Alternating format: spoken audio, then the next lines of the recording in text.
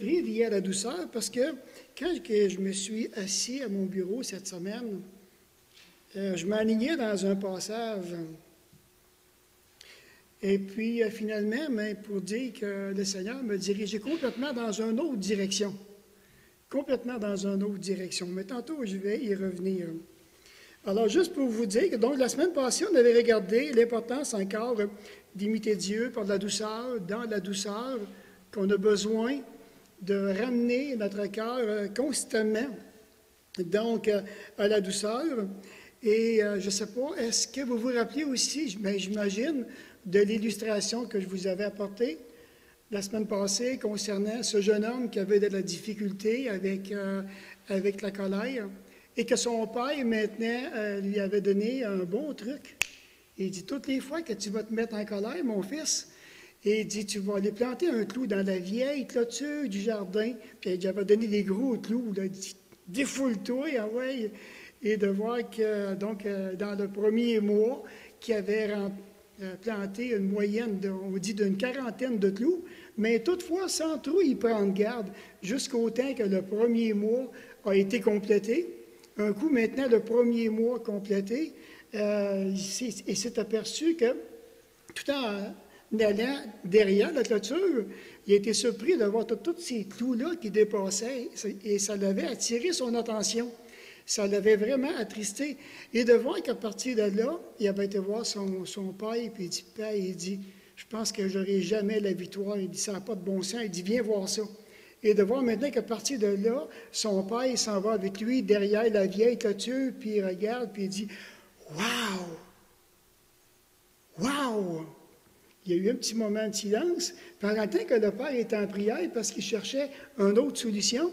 Et c'est là qu'il a dit à son fils, mais il dit tous les jours, il dit que tu vas réussir à garder ta douceur, tu pourras enlever un clou. Est-ce qu'on est convenu pour ça? Et il dit, oui papa, il dit, je vais essayer. Alors bien entendu que les premières journées ont été difficiles, il a fallu qu'il retourne planter des clous, mais quelle ne fut pas sa surprise de passer la première journée en gardant sa douceur, qui ne s'était pas choqué, qui ne s'était pas mis en colère, et de là, maintenant, il a commencé à arracher un clou. Alors, c'est certain, ça a duré des semaines, ça a duré des mois, pour en arriver finalement au dernier clou. Tout content, il le présente à son père, puis son père l'avait ramené derrière la clôture, puis il dit, regarde mon fils. Il dit maintenant, il dit, cette clôture ne sera plus jamais comme elle était auparavant. Regarde maintenant tous les trous qui sont dans la clôture. C'est bien entendu qu'il y a eu un moment de silence encore, et de voir que son père lui disait, il dit, tu sais mon fils, il dit, quand tu te mets en colère, quand tu te laisses aller, et que tu vas vraiment dépasser tes limites, il dit, tu perces un trou comme cela dans le cœur de la personne. Tu vas causer une blessure. Ah, il dit, t'auras beau planter, même, il dit, un couteau. Ah, t'auras beau même, il dit, t'excuser, il dit, pendant 1000 fois si tu veux. Mais la blessure restera toujours. Et c'était vraiment une histoire qui m'avait beaucoup touché quand que je l'avais trouvée. Et de voir qu'on est vraiment encouragé, chacun de nous, quand on regarde ce que le Seigneur Jésus dit au niveau de la douceur, on a besoin de revenir à la croix. Même à travers toutes les souffrances que Jésus a vécues, le Père pouvait voir la douceur qui animait son Fils. Jésus lui-même le dit, car je suis doux et humble de cœur, et vous trouverez du repos pour vos âmes. Alors maintenant, ce matin, mais c'est comme que je vous ai dit tantôt, je suis parti cette semaine, je me suis assis à mon bureau, j'ai commencé à travailler, puis j'avais pris des notes, ça n'a pas été long, j'ai fait delete. J'avais dit, j'aurais pas dû faire delete, parce que je devrais le recommencer, parce que je m'en allais dans ce passage, dans 2 Timothée, chapitre 2, le verset 24 à 26. C'est ce que j'avais le désir d'emmener, parce qu'il nous parle de la douceur dedans. Et puis, c'est tellement agréable, le petit contenu de ce passage-là, dans 2 Timothée, chapitre 2, dans le verset 24-25. Lorsqu'il dit ceci, « Il ne faut pas qu'un serviteur du Seigneur ait des querelles. Il doit au contraire être affable pour tous, propre à enseigner, doué de patience, et doit redresser avec douceur les adversaires dans l'espérance que Dieu leur accordera la repentance pour arriver à la connaissance de la vérité. » Alors, on va encore aller dans un petit mot de prière avant de commencer, s'il vous plaît. Oh, notre bon Père Céleste, encore une fois, combien que je te prie afin que tu puisses prendre maintenant la direction de ces quelques minutes qui sont devant nous et que tu puisses disposer nos cœurs à ton Saint-Esprit. Et donne-nous vraiment la joie, qu'est-ce que nous puissions bien te saisir, bien te comprendre, afin, mon Père, que nous puissions porter du fruit dans chacune de nos vies. Au nom de Jésus, Amen. Alors maintenant, à partir de là, je vous dirais, j'ai été comme, j'ai été switché, c'est un bon mot, j'ai été switché dans un autre passage avant de prendre celui-là. Alors, et de voir que maintenant, j'ai été attiré à aller dans 1 Timothée, chapitre 4, et le verset 12. Dans 1 Timothée, chapitre 4, et le verset 12. Paul encourage Timothée sur la nécessité, au fond, d'éviter les questions insensées, les disputes, en se montrant patient devant ses adversaires, espérant toujours que Dieu va leur accorder la repentance. Et de voir maintenant que dans cette lettre, l'apôtre Paul dit à Timothée que personne ne méprise ta jeunesse, mais soit un fidèle, soit un modèle. Un modèle, il dit en parole, en conduite, en amour, en foi et en pureté. Dans le fond, le verset aurait pu se terminer comme ceci. Je me suis dit, Tim aurait pu dire, non, Paul aurait pu dire à Tim que personne ne méprise ta jeunesse, mais organise-toi pour avoir un bon témoignage. Il aurait pu dire ça. Alors moi, je me suis arrêté. Ça a vraiment piqué ma curiosité. Alors, j'ai posé ces questions-là ici. Bon, pourquoi maintenant que Paul mentionne, j'ai dit 5 approches de comportement? Pourquoi l'encourage-t-il à être ce modèle devant les fidèles? Pourquoi lui donne-t-il des informations, au fond, qui sont très pertinentes? Tim, sois un modèle en parole, en conduite, en amour, en foi et en pureté. Wow! Je me suis posé vraiment la question, mais pourquoi il dit ça? Pourquoi? Alors, je vous avoue, j'ai dû aller dans la prière, j'ai dû questionner, j'ai dû méditer, j'ai dû regarder, et maintenant, j'ai dit au Seigneur, je voudrais vraiment que tu puisses me faire connaître. Mais quelle est la pensée du Saint-Esprit ici? Qu'est-ce que vraiment tu veux communiquer? Et là, mais ça m'a fait réfléchir, parce que quand on regarde l'Église locale est composée de ses membres, de ses adhérents. Donc, des gens qui viennent, qui ne sont pas nécessairement membres, mais au fil des années, qui vont espérer devenir membres. Et puis, parmi tous ces gens-là qui vont fréquenter l'Église locale, mais il y en a, en tant que membres, qui vont démontrer un bel engagement. Au fond, que ce sont des beaux modèles à suivre, des beaux modèles à imiter. Tandis que ça pourrait être même au niveau des membres, comme au niveau des non-membres, qui pourraient entrer dans une église locale, et il y en a qui ne seront jamais des modèles à imiter. C'est le bilan, au fond, d'une église locale qui veut aller de l'avant, d'une église qui veut porter du fruit, d'une église qui veut aller dans la sanctification et dans la consécration. Cependant, nous sommes conscients qu'il y a certaines personnes qui vont se démarquer par leur personnalité. qu'ils soient membres ou bien qu'ils soient adhérents, un ou l'autre, qui ont vraiment une approche personnelle des plus agréables, qui ont des belles manières de vivre. C'est agréable. Puis par contre, il y a des personnes qui vont entrer dans des églises qui n'ont pas de tact. Je pensais à Timothée, il dit « Wow! » Des personnes qui n'ont pas de tact, qui ne savent pas comment s'y prendre. J'en ai vu.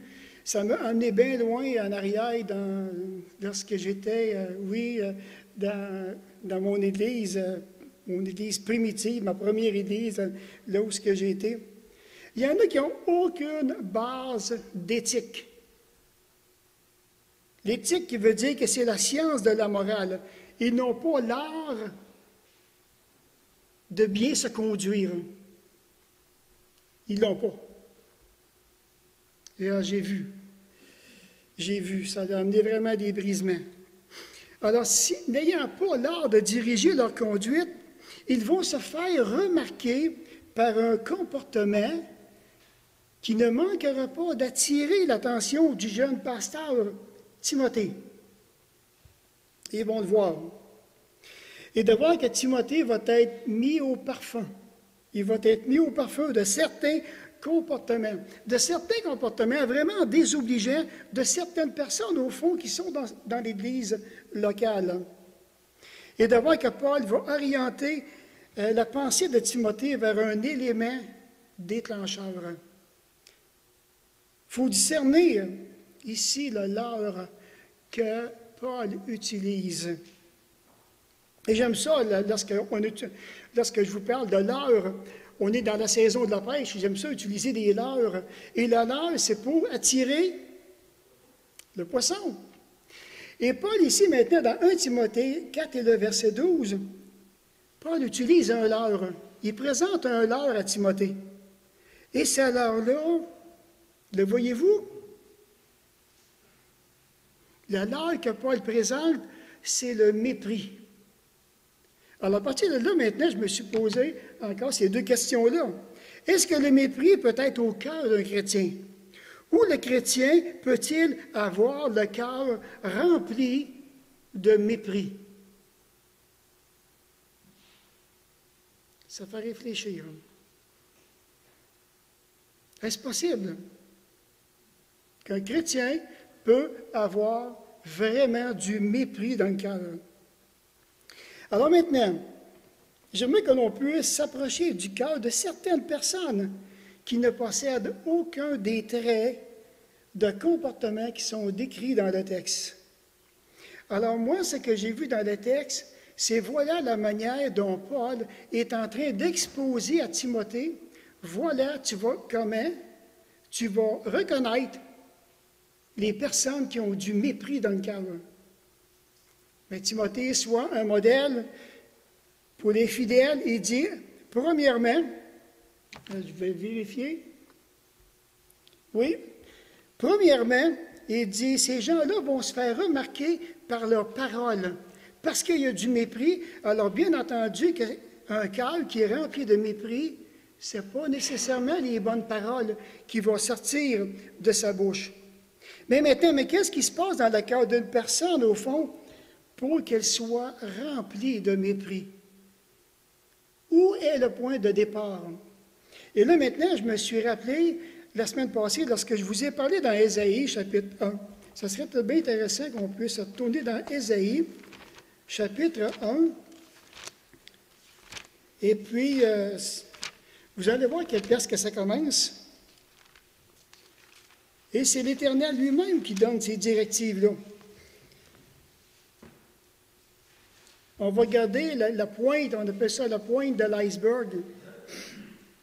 Dans Ésaïe, chapitre 1, dans les 6 premiers versets, mais ce que j'ai besoin de, c'est dans les 4 premiers versets. Même partie du verset 2, donc, « Cieux, écoutez, terre, prêtez l'oreille quand l'Éternel parle. J'ai nourri et élevé des enfants, mais ils se sont révoltés contre moi. » Alors, on voit maintenant le verset 2, le mot « révolte ». Et regardez le verset 4. « Malheur à la nation pécheresse, au peuple chargé d'iniquité, à la race des méchants, aux enfants corrompus. Ils ont abandonné l'Éternel, ils ont méprisé le Saint d'Israël. La révolte que nous voyons au verset 2 a engendré le mépris que nous voyons au verset 4. Et de voir que maintenant, quand on regarde maintenant ce que l'Éternel dit, il y a eu de la révolte, ils ont abandonné l'Éternel, il y a eu du mépris, ils se sont retirés en arrière, ils ont fermé le cœur, ils ne voulaient plus du tout se tourner vers Dieu. Et on voit la conséquence de ce que Jésus dit, de ce que l'Éternel dit au verset 5. La tête entière est malade, le cœur est souffrant. Mais maintenant, quand on regarde au niveau de la révolte, alors la révolte elle-même, dans le dictionnaire, il est dit que c'est l'action collective généralement accompagnée de violence par laquelle un groupe refuse l'autorité existante à la règle sociale établie. On parle de désobéissance, on parle d'insoumission et on parle d'insubordination. Alors moi, j'ai marqué le mot « divine », c'est moi qui l'ai rajouté, parce que je me suis dit, on est des enfants de Dieu, on veut vraiment essayer de bien comprendre. La source de la révolte, ça commence par la violence à laquelle une personne est exposée, et cette violence-là, ça a probablement commencé il y a plusieurs années en arrière dans sa vie, et probablement même, on dit, dans sa jeunesse. On est en train de parler des blessures du cœur qui sont là, que la personne va traîner. Il y a de la révolte, il y a de la violence, et cette violence-là va se manifester à travers le mépris. Et de voir maintenant que la violence en elle-même, c'est le résultat d'une personne qui a été forcée d'agir contre sa volonté. Soit maintenant qu'elle a été soumise à une force, on dit, exagérée sur elle, ou soit maintenant qu'elle a été l'objet d'intimidation répétitive. Et je ne sais pas si vous réalisez ce que le mot « violence » qui est en train de dire. Regardez aujourd'hui, quand on écoute les nouvelles, les jeunes qui sont soumis à de l'intimidation à l'école. Est-ce normal maintenant, aujourd'hui, que l'on voit des jeunes ados de 12 ans, 13 ans, 14, qui vont maintenant en finir avec leur vie? L'intimidation. L'intimidation, alors que l'intimidation qui est au cœur de la violence, c'est vraiment, vraiment spécial. Et la violence, maintenant, commence dans la révolte. On peut comprendre encore plus ce qui se passe au niveau d'Israël et ce qui peut se passer maintenant dans une personne qui va nourrir le mépris. Alors, tôt ou tard, ces gens-là, maintenant, peuvent fréquenter l'Église locale, ils peuvent entrer, sans qu'on les connaisse, un cœur en révolte, violence, un cœur de mépris. Et lorsque maintenant que la révolte, la violence maintenant, que c'est bien, je dirais, omniprésent dans le cœur, c'est certain que la puissance du mépris va se manifester. Puis à ce moment-là, c'est très difficile de pouvoir contrôler tout ce qui sort du cœur. La bouche va s'exprimer d'une façon vraiment arrogante, vraiment désagréable. Et c'est pour cette raison-là que Paul dit à Timothée, que personne ne méprise ta jeunesse, mais sois un modèle pour les fidèles, il dit en parole. Parce que ces gens-là, tu vas pouvoir les reconnaître. Ils vont venir devant toi. Ils seront arrogants parce qu'ils ont du mépris dans le cœur. Ils ne pourront pas être sur la même longueur d'onde que toi. Wow! Ça fait réfléchir. Et lorsque j'ai regardé dans Deutéronome 13 et le verset 5, je vais vous le lire ici.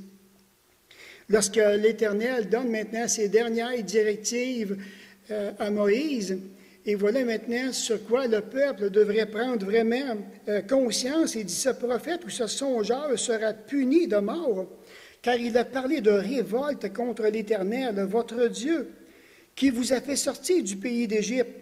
et vous a délivré de la maison de servitude. Il a voulu te détourner de la voie dans laquelle l'Éternel, ton Dieu, t'a ordonné de marcher. Tu ôteras ainsi le mal du milieu de toi. Et lorsqu'on regarde, il y a eu des faux prophètes dans l'Ancien Testament, et les faux prophètes, ce qu'ils ont fait, c'était de diriger constamment le peuple contre Dieu, de le nourrir par la révolte. Dans Jérémie 28, prenez Jérémie chapitre 28. Je vais vous sortir juste les grandes lignes de ce qui est mentionné ici concernant un faux prophète. Dans Jérémie 28,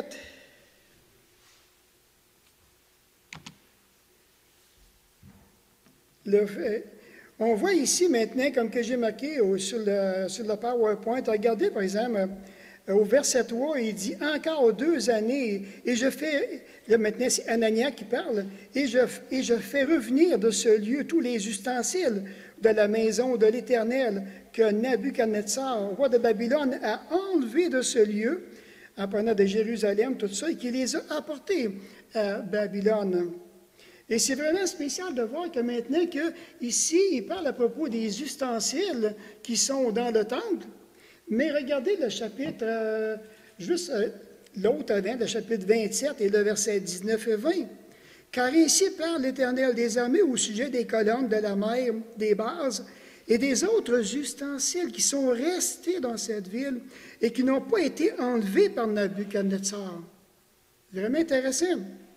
Le roi de Babylone, lorsqu'il amena captif de Jérusalem à Babylone, Jéconia, fils de Joachim, roi de Juda, et tous les grands de Juda et de Jérusalem.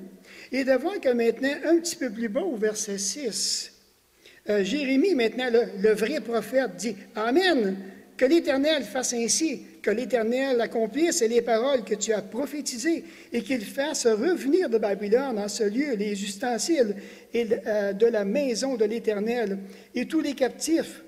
Seulement, écoute. Écoute cette parole que je prononce à tes oreilles et aux oreilles de tout le peuple. » Qu'est-ce qu'il va dire? Regardez la conclusion, le verset 15, 16 et 17. « Et Jérémie le prophète dit à Anania, le prophète, le faux prophète, écoute Anania, l'Éternel ne t'a point envoyé, et tu inspires à ce peuple une fausse confiance. C'est pourquoi ainsi parle l'Éternel, voici, je te chasse de la terre, tu mourras cette année, et tes paroles sont une révolte contre l'Éternel. Et Anania, le prophète, mourut cette année-là dans le 7e mois. Il est mort 2 mois après avoir dit ces choses-là. Si vous regardez le verset 1, il dit, dans la même année, le commencement du règne de Sédécia, roi de Juda, le 5e mois. Et le verset 17, il parle du 7e mois.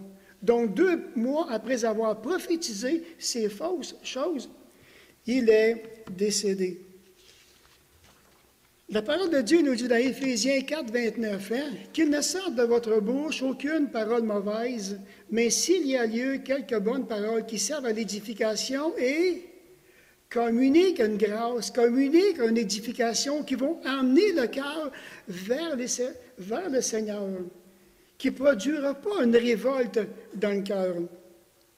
Et dans Matthieu, chapitre 12, versets 34 et 35, Jésus disait, « Race de vipères, comment pourriez-vous dire de bonnes choses? Méchants comme vous l'êtes, car c'est de l'abondance du cœur que la bouche parle. L'homme bon tire de bonnes choses de son bon trésor, tandis que l'homme méchant tire des mauvaises choses de son mauvais trésor. » Tout commence dans le cœur. C'est pour cette raison que Jésus parle de l'abondance du cœur. Et de voir que Paul encourage Timothée, soit un modèle pour les fidèles en parole. Parce que les gens qui ont le mépris dans le cœur ne diront pas des belles choses. On va pouvoir les discerner. Il y a un deuxième trait de comportement donc, qui est décrit dans le texte, et on parle de la conduite. dans 1 Timothée chapitre 4 et le verset 12. 1 Timothée 4 et le verset 12.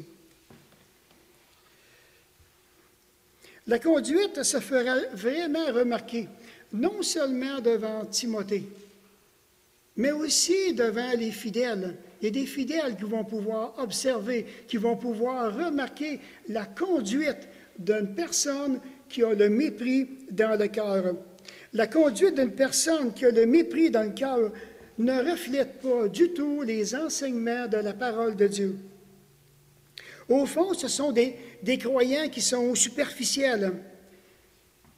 Étant donné que la parole nous fait comprendre que la source de la révolte et la violence, ce comportement ne manquera pas vraiment dans leur conduite personnelle. Ça va se voir, ça va être évident, ça va sauter aux yeux. Et parfois, on va se demander, mais comment ça se fait qu'il y en a qui, ça va sauter comme du popcorn? Qu'est-ce qui se passe? Ah, Timothée devra faire preuve d'une grande maîtrise de soi dans son comportement, dans sa conduite, puisqu'il fera face à quelqu'un, au fond, qui ne sait pas comment faire, quelqu'un qui n'a jamais appris, à quelqu'un qui ne sait vraiment pas comment se conduire dans l'Église de Dieu, dans la famille de Dieu, pour la simple raison qu'il est pris dans le piège du mépris. C'est là qu'est son cœur, dans le mépris. Et c'est certain que le mépris, mais il va se faire voir. La conduite sera évidente pour tous. Et j'ai remarqué au fil des années que les personnes qui ont le mépris dans le cœur, c'est des personnes qui vont écraser tout autour d'eux autres. Ils vont désirer vouloir tasser tout le monde. C'est eux qui ont raison. Et ils ne font aucun cas d'exception. C'est fou. C'est vraiment fou. Ils sont sans pitié. Et non seulement ça, mais ils ne savent plus quand ils vont s'arrêter. Ils dépassent les limites. Ça va prendre un stop. Ça va vraiment prendre un stop. Et le stop, mais on va le voir dans la prochaine étape.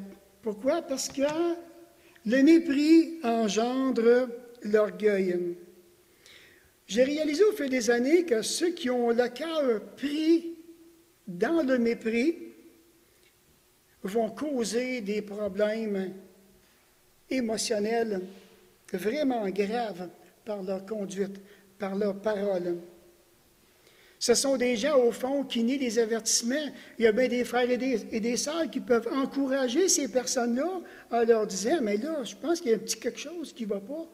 Mais l'écoute, le cœur est fermé. Puis lorsque maintenant qu'il y a du mépris, donc il y a aussi de l'orgueil au fond de tout ça. Et comment il y a de l'orgueil? On va aller voir dans les passages suivants. J'aurais pu les marquer sur le PowerPoint, mais je me suis dit, on va garder la parole. Allez voir dans Daniel chapitre 4. On va aller voir le roi Nabuchodonosor. Vous connaissez, on le connaît par la parole. C'est un roi que l'Éternel a utilisé à pleine capacité. Mais c'est un roi aussi qui avait la joie d'avoir auprès de lui ce Daniel que les Écritures nous parlent. Ce Daniel qui rencontrait l'Éternel 3 fois par jour et qui priait l'Éternel pour son peuple. Et de voir que maintenant, Daniel a observé différentes choses concernant le roi Nabuchodonosor. Il a pris son courage à 2 mains et a été voir le roi. Et regardez au verset 27 ce qu'il lui dit dans le chapitre 4. Il dit, c'est pourquoi, ô roi, puisse mon conseil te plaire. Mets un terme à tes péchés en pratiquant la justice et à tes iniquités en usant de compassion. Envers qui? Mais envers les malheureux, et ton bonheur pourra se prolonger. Vraiment un bel encouragement. Va voir maintenant le roi. Maintenant, qu'est-ce que Daniel espère? Une réception. J'espère une réception, une prise de conscience en quelque part que le roi va saisir et puis qu'il va pouvoir maintenant considérer les malheureux. Mais regardez le verset 29.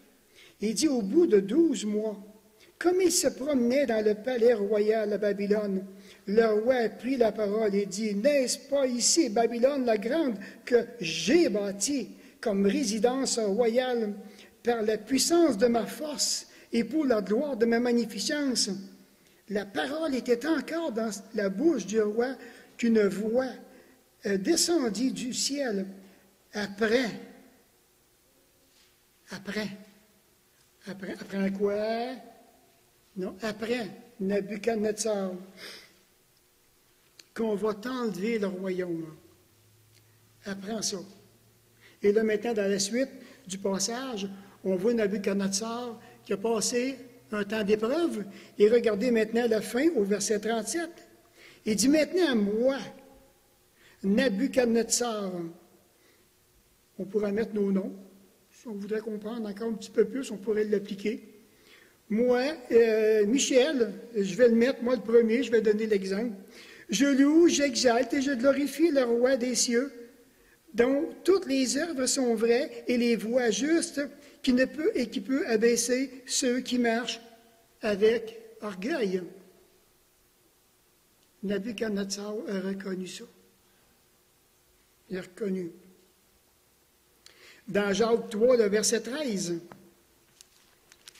Jacques 3 et le verset 13.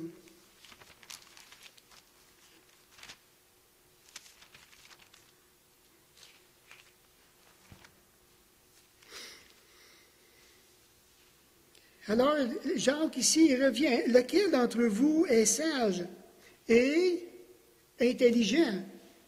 Qu'est-ce qu'il dit?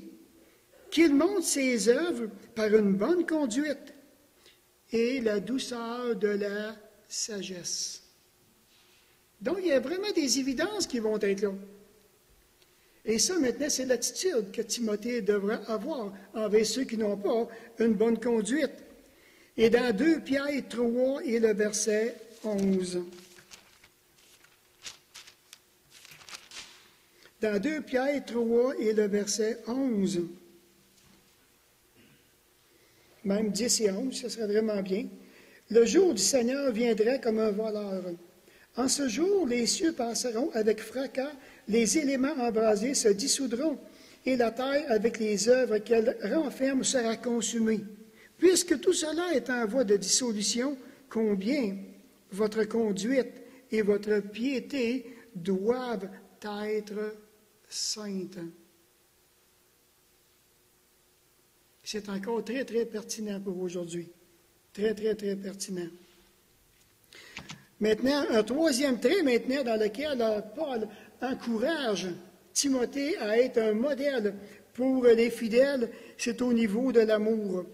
Cette troisième étape va se faire remarquer par un profond manque d'amour envers ceux qui sont méprisants. Profond manque d'amour. Et Paul aussi appelle cet encouragement-là à tous les chrétiens en disant que la charité ou bien que l'hypocrisie, donc que l'amour soit sans hypocrisie. Ayez le mal en horreur, attachez-vous fortement au bien. Que la charité, que l'amour soit sans hypocrisie. Voilà un des péchés que l'Éternel déteste le plus. Rappelons-nous lorsque le Seigneur Jésus qui est venu, quand on regarde dans l'Évangile de Matthieu, qu'on regarde dans l'Évangile de Luc, à maintes reprises, le Seigneur Jésus, lorsqu'il était devant les scribes et les pharisiens, il les a repris en disant, « Scribes et pharisiens hypocrites. » Puis si ma mémoire m'est bonne, il dit à 14 fois de fil, là, le message. Je ne sais pas comment ils ont reçu le message, mais ils dévoilent ouvertement leur hypocrisie. Dans le fond, il est en train de leur dire, vous n'êtes pas un bon modèle à suivre. Les gens ne devraient pas vous suivre parce que votre amour est hypocrite. Ça fait ça. Ça fait ça comme message.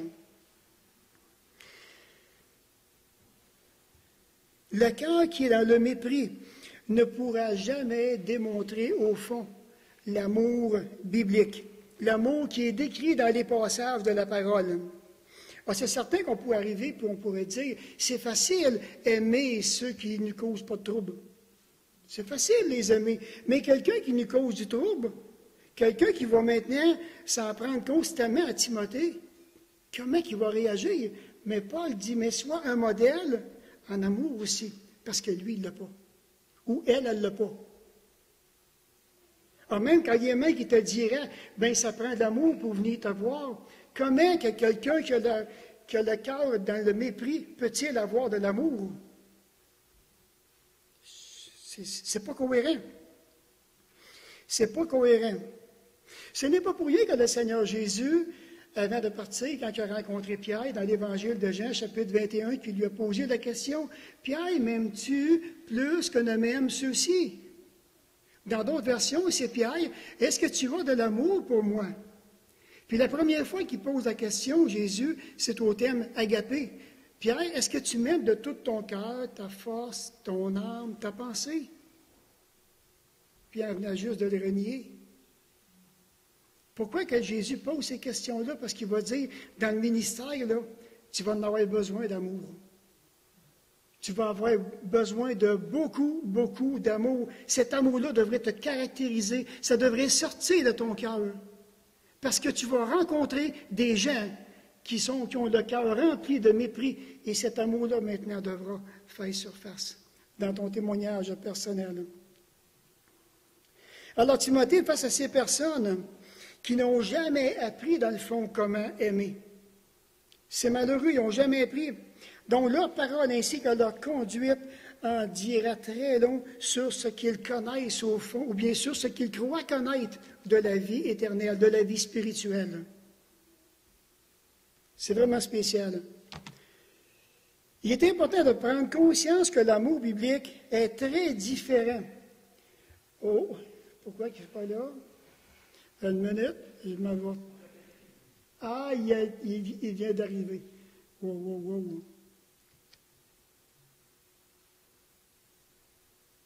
C'est ça. Donc, important de prendre conscience que l'amour biblique est très différent de l'émotion, de notre culture qu'on appelle amour.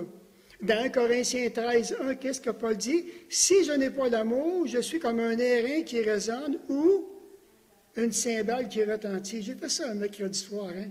Je suis venu chercher une cymbale en haut ici, puis je me suis mis à tapocher dessus, puis j'ai fait ça. Je m'en donnais tellement à cœur, je vois, jusqu'au temps que les gens fassent ça, puis c'est assez. Mais quelqu'un qui n'a pas d'amour, c'est comme ça qu'il est. Ça résonne beaucoup. Dans Jean 13, il y a le verset 34-35, quand Jésus dit « Aimez-vous les uns les autres, et à ceci, tous connaîtront que vous êtes mes disciples si vous avez de l'amour les uns pour les autres. » Ce qui devrait caractériser notre jeune pasteur Timothée. Et dans 1 Jean 3, le verset 18, « Petits enfants, n'aimons pas en parole et avec la langue, mais en action et vérité. » Vérité. Le cœur qui est dans le mépris n'agira pas de cette façon-là, mais le cœur qui est au Seigneur devrait agir avec amour, avec vérité. Un quatrième trait maintenant de comportement que Paul dit à Timothée ici maintenant, parce qu'il veut vraiment l'encourager d'être un modèle pour les fidèles, en parole, en conduite, en amour, maintenant en foi. En foi. Parce que ces gens-là vont vraiment se faire remarquer par un manque de foi qui est évident.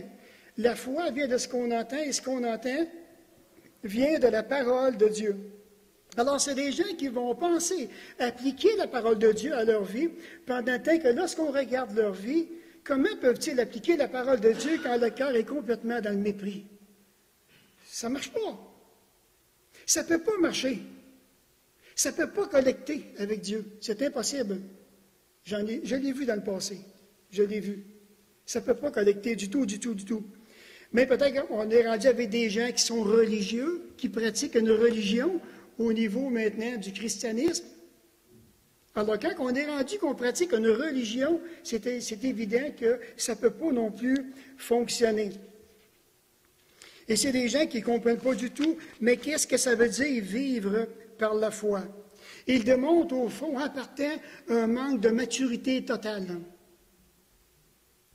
Il n'y a pas de fruit, ça ne marche pas, il n'y a pas de compréhension. Du tout. Et je dirais, pour utiliser un terme qui est vraiment biblique, ils sont au lait spirituel. Ils n'ont pas l'expérience de la parole de justice, car ils sont des enfants. Hébreux 5 et le verset 13. Vous vous rappelez, hein, je me rappelle, même en tout cas, vous vous rappelez, je me rappelle, est-ce qu'on se rappelle plutôt? Il y a quelques années, je vous disais, même il y en a des gens qui sont contents de dire que ça fait 20, 30, 40, 50 ans qu'ils sont sauvés. Mais ça fait 30, 40, 50 ans qu'ils ont un an. Ils ont un an. Ça fait 50 ans, mais ils ont un an. Ils n'ont jamais grandi. Ils n'ont jamais maturé dans la foi. Vous savez, si tous les chrétiens vivraient par la foi, certainement que Paul n'aurait pas dit à Timothée que personne ne méprise ta jeunesse. Certainement que Paul ne l'aurait pas dit. Et de voir que personne ne devrait porter du mépris dans son cœur envers les dirigeants. Personne ne devrait porter du mépris dans son cœur envers les dirigeants. C'est comme dans 1 Timothée 4 et le verset 12. Ça ne devrait pas être là. Maintenant, qu'est-ce que la foi nous dit? La foi nous dit ceci, dans Hébreux 13 et le verset 17. Obéissez à vos conducteurs et ayez pour eux de la déférence, car ils veillent sur vos âmes comme devant en rendre compte.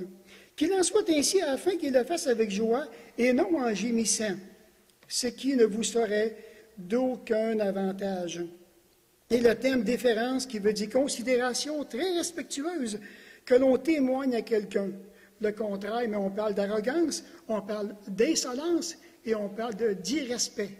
Quelqu'un qui est irrespectueux, il manque de déférence envers les gens que Dieu lui-même a remis au sein d'une Église locale, comme je pense avec Timothée, dans sa souveraineté, qui va les placer par son très bon Saint-Esprit, et de voir que c'était comme ça, que ça devait marcher dans le temps de Tim, que l'Église devait se comporter.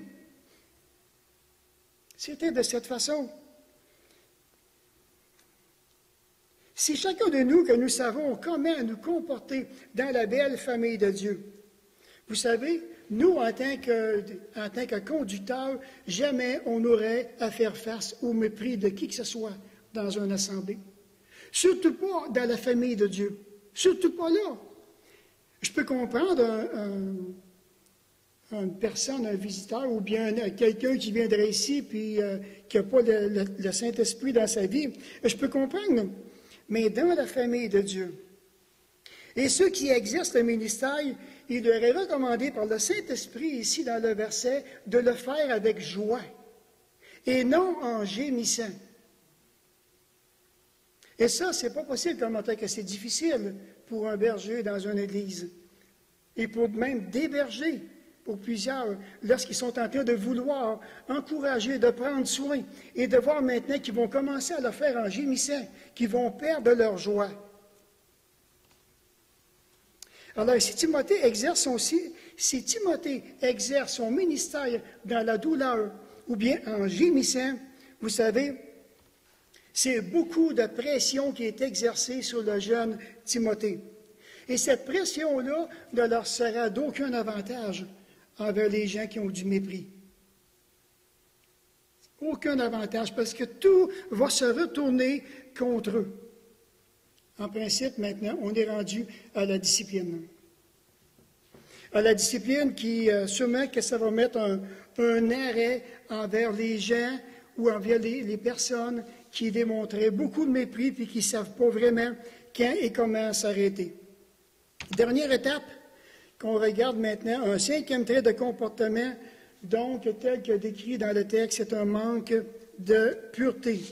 Ici, il est question de pureté par rapport à la sexualité, pureté par rapport aux gestes, pureté par rapport aux intentions du cœur. Prenez 1 Timothée, chapitre 1, le verset 5, s'il vous plaît. 1 Timothée, chapitre 1, le verset 5.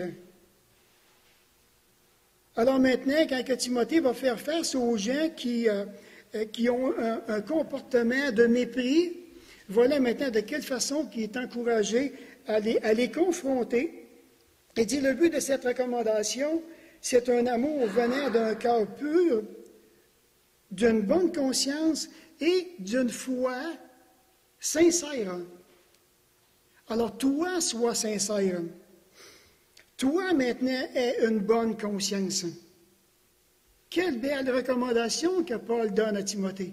Il dit, si tu agis dans cette direction-là, c'est évident que tu vas pouvoir confronter la personne qui est remplie de mépris, qui va se présenter devant toi.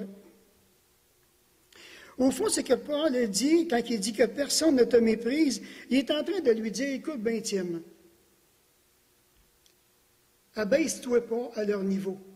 Ça ne vaut pas la peine. Ne t'abaisse pas à leur niveau, aux gens qui sont méprisants. Mais toi, par exemple, montre-toi un modèle selon les principes bibliques, selon la bonne doctrine, selon l'enseignement de la bonne parole de Dieu. Et Tim, considère vraiment maintenant ce que je te dis. Sois un modèle pour les fidèles, en parole, en conduite, en amour, en foi, en pureté. Oublie jamais ça. Compris. J'ai compris, Paul. J'ai compris. Parce que toute personne qui a le mépris dans le cœur est en difficulté dans ces 5 domaines que 1 Timothée 4, 12 nous présente. Quelqu'un qui, le cœur dans le mépris, il ne passe pas le test en ce qui concerne ses paroles, sa conduite, son amour, sa foi, sa pureté. Il ne passe pas le test. Du tout, du tout. Échec et mat. Le mépris va faire tellement de dommages autour de la personne parce qu'il y a beaucoup de médisances qui vont se passer. Non seulement ça, mais celui qui porte le mépris, il va lancer des flèches constamment empoisonnées dans le but aussi d'influencer une grosse partie de l'Église. Puis on dit que c'est certainement dû à cause d'un blocage émotionnel. Et j'ai appris aussi dans la preuve du cœur à cœur que ça pourrait être un blocage intellectuel. Wow! Et ça, c'est un pasteur lui-même qui me l'a partagé. Je trouvais ça vraiment spécial.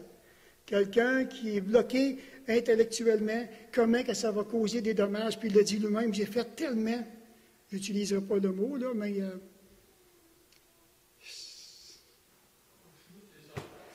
Vous comprenez ce que je veux dire? Je ne vais pas le dire ici en chair, là, mais il dit, je regrette tellement, puis je ne sais pas comment réparer tout ça. Je ne sais pas. Puis il est pasteur présentement même dans une église. Alors, c'est bien entendu que la personne qui va se frotter auprès de quelqu'un maintenant d'un cœur qui est en mépris, croyons-le ou non, mais vous allez réaliser très vite combien de personnes qu'il a envoyées dans le cimetière de ses offenses. Vous ne créerez pas ça. Parce que beaucoup de gens sont dans le cimetière de bien des gens qui les ont méprisés. Puis quelqu'un qui se trouve dans le cimetière des offenses, ça prend bien du temps avant de sortir de ce cimetière-là. Celui qui porte le mépris dans le cœur, au fond, ce que j'ai réalisé, c'est un meurtrier spirituel. Pour ma part, c'est un assassin de la spiritualité, tellement que les dommages sont grands, tellement que les conséquences sont énormes au cœur des frères et des sœurs qu'on est en train de faire quand on agit avec mépris. C'est pour cette raison que Timothée devrait se montrer comme un modèle à suivre en agissant contraire à ceux qui sont méprisants. Et de voir que Paul lui propose ce modèle-là, d'être un modèle pour les frères, allant jusqu'à la pureté. Alors maintenant, qu'est-ce que ça veut dire en terminant? Là, je me suis dit, bon, je fais quoi? Et je ne sais pas pourquoi j'ai apporté le message ce matin, parce que ce n'était pas ça du tout que je voulais vous apporter. Peut-être qu'il y a quelqu'un dans cette salle ce matin qui a de la difficulté aux prises avec le mépris. Je ne sais pas du tout. Peut-être qu'il y en a qui voudraient vraiment se libérer du mépris. Qu'est-ce que je fais? Maintenant, j'aimerais attirer votre attention en terminant. On va regarder un petit peu à la croix. Et une des façons où je pense qu'on pourrait avoir une belle victoire sur le mépris, c'est lorsque Jésus lui-même qui a été méprisé, qui a été abandonné des hommes. S'il y en a un qui comprend le mépris dans ton cœur, le mépris dans mon cœur, c'est le Seigneur Jésus. Il l'a vécu. Il sait vraiment toutes les implications, il sait les dommages qu'on a faits à cause d'un mépris dans le cœur. On a besoin de venir au Seigneur Jésus. J'ai besoin d'identifier ma souffrance avec la sienne, d'identifier ma blessure avec la sienne. Il n'y en a rien qu'un qui peut guérir ce mépris. C'est dans le cœur et c'est le Seigneur Jésus. On va se courber dans un mot de prière, s'il vous plaît.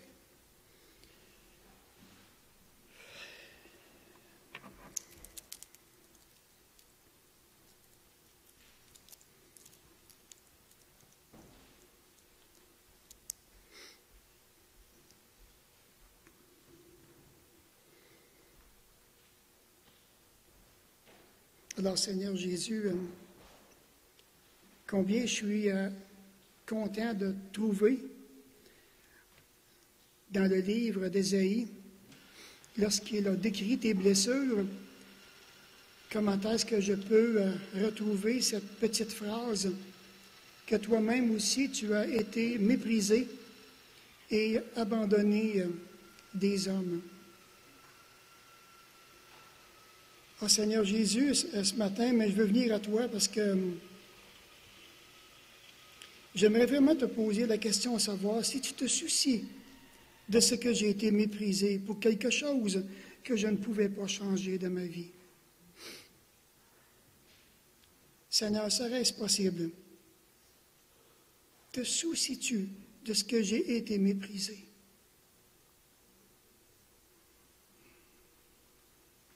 Jésus, je veux te poser une question, à savoir, toi, est-ce que tu me méprises?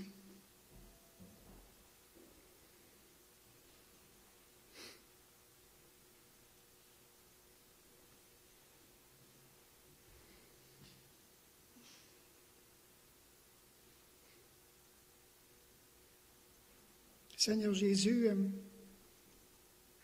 comment peux-tu apporter ta guérison dans cette blessure dans ma propre vie, dans la vie de mes frères et de mes sœurs? Comment vas-tu faire pour toucher cette blessure?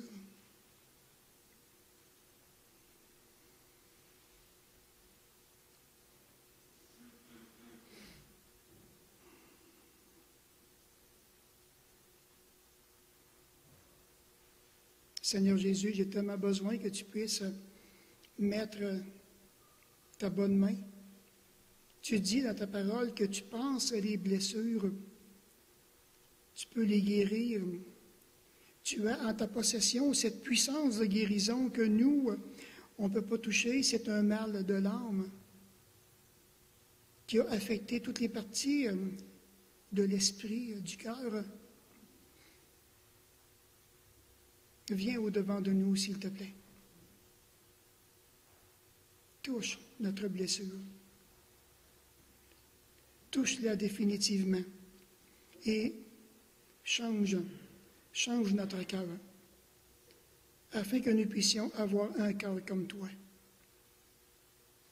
Donne-nous vraiment la joie d'être ce modèle pour les fidèles, en conduite, en parole, en amour, en foi et en pureté.